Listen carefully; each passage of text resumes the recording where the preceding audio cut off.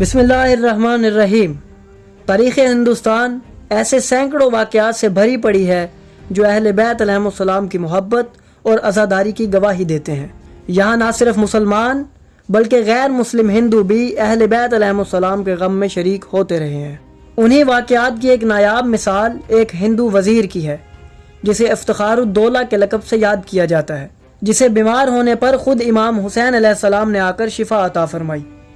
یہ واقعہ جسے قدیم ترین مقتل کی کتاب اسرار الشہادات میں تفصیل سے نقل کیا گیا ہے، اسے مقتل دربندی بھی کہا جاتا ہے۔ اس کتاب میں کربلا کے وہ پہلو ذکر کیے گئے ہیں جو عام کتابوں میں نہیں ملتے۔ ناظرین، افتخار الدولہ نامی ایک بزرگ شخص ہندوستان کے شہر قنوج کا رہنے والا تھا۔ وہ اپنی ریاست میں ایک نہایت اعلیٰ عہدے پر فائز تھا۔ وہ ریاست بھر سے جمع ہونے والے حکومتی مال کی حفاظت کرتا اور اس کا حساب کتاب رکھتا تھا۔ ابتدا میں وہ ہندو تھا اور مشرکانہ عقائد رکھتا تھا، لیکن اس کے باوجود وہ ہر سال ماہ محرم میں امام حسین علیہ السلام کی عزاداری کے لیے بے حد مال خرچ کیا کرتا تھا۔ وہ اپنے علاقے میں منعقد ہونے والی مجالس میں بیٹھتا اور جب امام حسین علیہ السلام کے مصائب سنتا تو اس کے دل پر عجیب کیفیت طاری ہوتی۔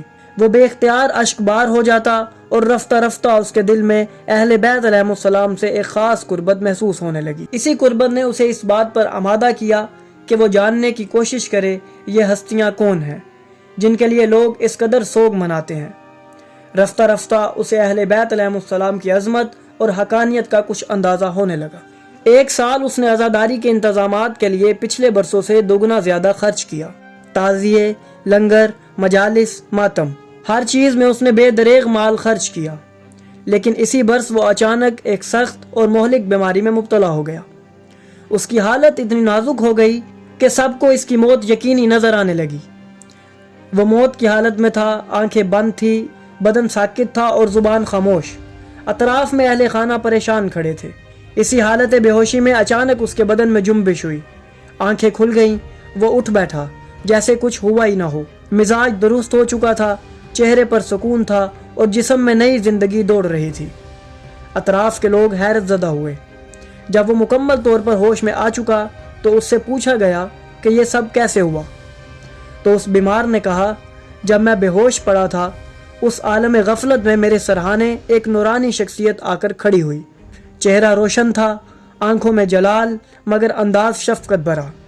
انہوں نے مجھ سے فرمایا، اے ہمارے حبدار، اٹھ جا، بے شک اللہ نے تجھے شفا دی اسی برکت سے کہ تو نے میری عزاداری برپا کی تھی۔ یہ کہہ کر افتخار الدولہ شخص خاموش ہو گیا۔ حاضرین میں سناٹا چھا گیا۔ اس کے بعد افتخار الدولہ نے اسلام قبول کر لیا۔ وہ اپنے علاقے میں منعقد ہونے والی مجالس میں شرکت کرتا اور بھرپور تعاون بھی کرتا۔ اب وہ ایک مشرک روش کو چھوڑ کر مومن ہو چکا تھا۔ چند ہی برسوں میں اس نے ہندوستان چھوڑ دیا اور اپنے خاندان سمیت عراق عرب ہجرت کر کے کربلا میں سکونت اختیار کی۔ اس کے دل میں امام حسین علیہ السلام سے عشق ایسا جاگا کہ اس نے اپنی تمام قیمتی مال، جواہرات اور زیورات امام حسین علیہ السلام کے روضے کی خدمت میں پیش کر دیے۔ اس نے وہ تمام تحفے قبہ منورہ میں نظر کیے اور ان میں سے اکثر کو وہاں لٹکا دیا گیا۔ اب وہ شخص جو کل تک مشرک تھا امام حسین علیہ السلام کے عشق میں سرشار ہو چکا تھا۔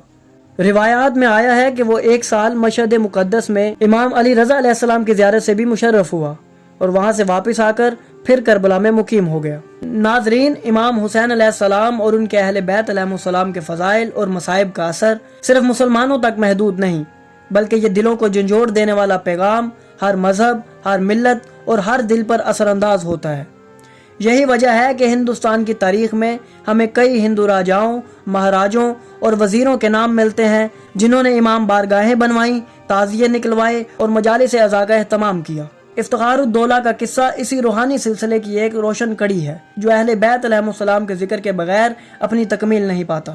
تو ناظرین، اگر آپ کو ہماری یہ کاوش پسند آئی تو ہماری ویڈیو کو لائک کریں، ہمارے چینل کو سبسکرائب کریں اور بیل آئیکن کو بھی دبا دیں تاکہ آپ کو ہماری آنے والی مزید ویڈیوز ملتی رہیں اور آپ علم سے مستفید ہوتے رہیں۔